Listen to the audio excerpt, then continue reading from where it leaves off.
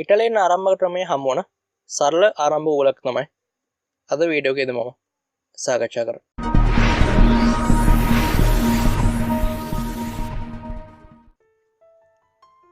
සිංහ චෙස් පාසල් research ඇකඩමි YouTube channel එකට අදත් මම චෙස් යාළුවෝ ටික සාදරයෙන් පිළිගන්නවා. ඉතින් ඉටලියෙන් ආරම්භ ක්‍රමය අපිට ලබා ගන්න පුළුවන් සරල ඇදීම් තුනකට පස්සේ e4 e5 knight f4 knight c6 bishop c4 ඇදීම් වලට පස්සේ මේ පිටීමේදී ප්‍රධාන ඇදීම් දෙකක් තියෙනවා. ඒක තමයි knight f6 ක්‍රීඩා කරන එක. ඊට අමතරව අපිට bishop c5 ඇදීම සලකන්නත් පුළුවන් මේ පිටීමේදී. දැන් සුදු පිළිවෙල ප්‍රධානම ප්‍රතිචාරය තමයි කාසල් කරන එක. ඊට අමතරව වෙනත් ඇදීම් ක්‍රීඩා කරන්න පුළුවන්. උදාහරණයක් විදිහට c3 ඇදීම සලකන්න පුළුවන්. ඉතින් මේ විදිහට කාසල් කාඩ් පස්සේ අපි සාමාන්‍යයෙන් කළු පිළිවෙලෙන් බලාපොරොත්තු වෙන knight f6 ඇදීම ඊට අමතරව කාසල් කාඩ් පස්සේ d6 ඇදීමත් ක්‍රීඩා කරන්න පුළුවන්. හැබැයි අපි සාමාන්‍යයෙන් ආරම්භයේදී උත්සාහ කරන දෙයක් තමයි මූලධර්මයක් විදිහට උත්සාහ කරන දෙයක් තමයි ඉත්තන වැඩි කාර්යක්ෂමතාවයක් දක්වන වැඩි ක්‍රියාකාරීත්වයක් දක්වන කොටු වලට ගමන් කරන එක. මෙතෙන් knight f6 ඇදීම ක්‍රීඩා කරලා පස්සේ සෙන්ටර් එකේ කොටු දෙකක් ඇටැක් කරනවා. ඉතින් ගොඩක් හොඳ ඇදීමක් මේ ඇදීම. ඒ වගේම knight වරයා වැඩි කොටු ගන්නක් පාලනය කරනවා. සුදු පිළේ සහ කළු පිළේ. ඉතින් ගොඩක් හොඳ ඇදීමක්. හැබැයි මේ පිහිටීමේදී knight g7 ක්‍රීඩා කරොත් මේ knight වරයා තවමත් සෙන්ටර් එක ඇටැක් කරනවා. හැබැයි ටිකක් කාර්යක්ෂමතාවය අඩුයි. queen වරයාගේ ගමන් මාර්ගය අවහිර කරලා තියෙනවා. ඉතින් ඒකත් එක ප්‍රශ්නයක්. ඒ වගේම knight වරයට තව knight වරයෙක් උදව් කරන්න ඕනේ නැහැ සාමාන්‍ය නීතියක් විදිහට. මොකද එතකොට අර knight වරයෙක් එක knight වරයට පාලනය කරන්න හැකියාව තිබ්බ කොටුවක අනිත් knight වරයා පාලනය කරන නිසා. එතකොට මේක එච්චරම සාර්ථක ඇදීමක් නෙමෙයි. ඉතින් සුදු පිළට මේකට ප්‍රතිචාර දක්වන්න පුළුවන් හොඳම ඇදීම විදිහට සලකන්න නම් ඉතින් c3 ඇදීම මේ පිහිටීමේදී. හැබැයි අපිට පොඩ්ඩක් ට්‍රිකි වෙලා knight g5 ක්‍රීඩා කරන්න පුළුවන්. මේ ඇදීමෙත් එච්චරම වැරද්දක් නැහැ.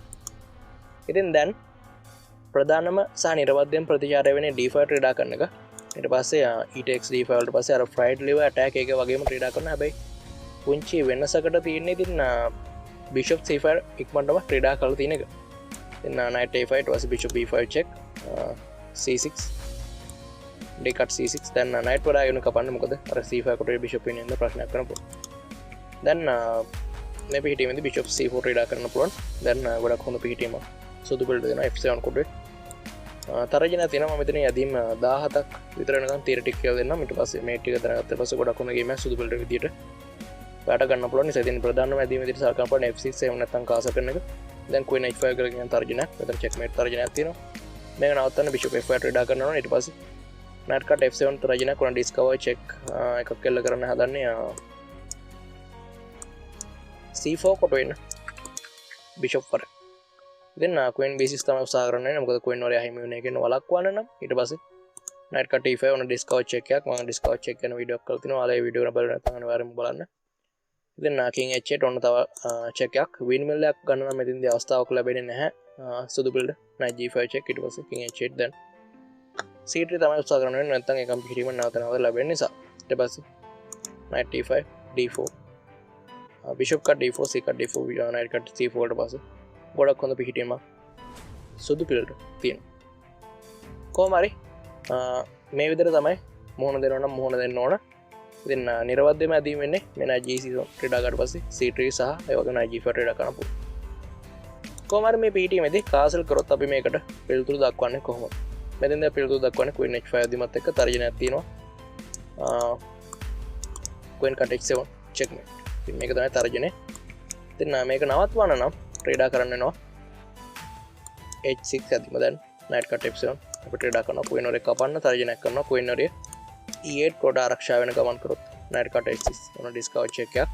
ඊට පස්සේ king h7 ඇදීමට පස්සේ knight f7 check knight f7 check ඊට පස්සේ king g8 queen h8 කියලා කියන්නේ checkmate එක. ඒ වගේම knight cut f7 වලට පස්සේ rook වරාගෙන් කැපුවොත් දැන් queen cut f7 ඉතින් විශාල වාසියක් තියෙනවා කළු පිළට නෙමෙයි සුදු පිළට. මේ පිහිටීමේදී king h8 ඇදීමට පස්සේ c3 වගේ ඇදීමක් උත්සාහ කරන්න පුළුවන්. ඉතින් ගොඩක් හොඳ පිහිටීමක් සුදු පිළට. ඉතින් ඕන ට්‍රැප් එක මේ ට්‍රැප් එකට අහු නොවෙන්න නම් ක්‍රීඩා කරන්න ඕන නිර්වද්‍ය ඇදීම. වැරදි ඇදීමක් ක්‍රීඩා කරොත් ගොඩක් කලාවට මේ ට්‍රැප් එකට අහු වෙන්න තියෙන සම්භාවිතය වැඩි. knight f6 තමයි ක්‍රීඩා කරන්න ඕන. g7 ක්‍රීඩා කරොත් knight g5 attack එක වදිනවා. දැන් d5 ක්‍රීඩා කළා ඇදීම් 17කට පස්සේ මෙන්න මේ වගේ පිහිටීමක් ලැබෙන්නේ. ඒත් සුදු පිළට ඇඩ්වාන්ටේජ් එකක්. ඉතින් ඒ හින්දා නිර්වද්‍ය ඇදීම වෙන්නේ knight f6 ක්‍රීඩා කරන්න ඕනේ මේ ට්‍රැප් එකට අහු නොවෙන්න නම්. ඉතින් මම නිතරම ඔයාලට ඕපන් ට්‍රැප් එකක් කියලා දෙන්නේ. ඒ ඕපන් ට්‍රැප් එකට අහු නොවේ ට්‍රේඩා කරන්න ඕන නිසා. ඉතින් අපි කලින් වීඩියෝ එකේ සාකච්ඡා කරා බ්ලැක්බර්න් ශිලින් කියන ට්‍රැප් එක. ඊට පස්සේ අද වීඩියෝ එකේ සාකච්ඡා කරා ඉටලියන් ගේම් එකේ තියෙන පුංචි ට්‍රැප් එකක්. ඉතින් මේ විදිහට මම ඕපන් ට්‍රැප්ස් වීඩියෝ කරනවා ඉදිරියට අප්ලෝඩ් කරනවා. ඒ වගේමයි හෙන් ගේම් ඊට පස්සේ මෙඩල් ගේම් අයිඩියාස් ගොඩක් වීඩියෝස් අප්ලෝඩ් කරනවා. හින්දා අනිවාර්යයෙන්ම රතු පාට අකුඩින් තියෙන subscribe button එක click කරන්න, bell icon එක click කරන්න, වීඩියෝ එක ගැන like කරන්න.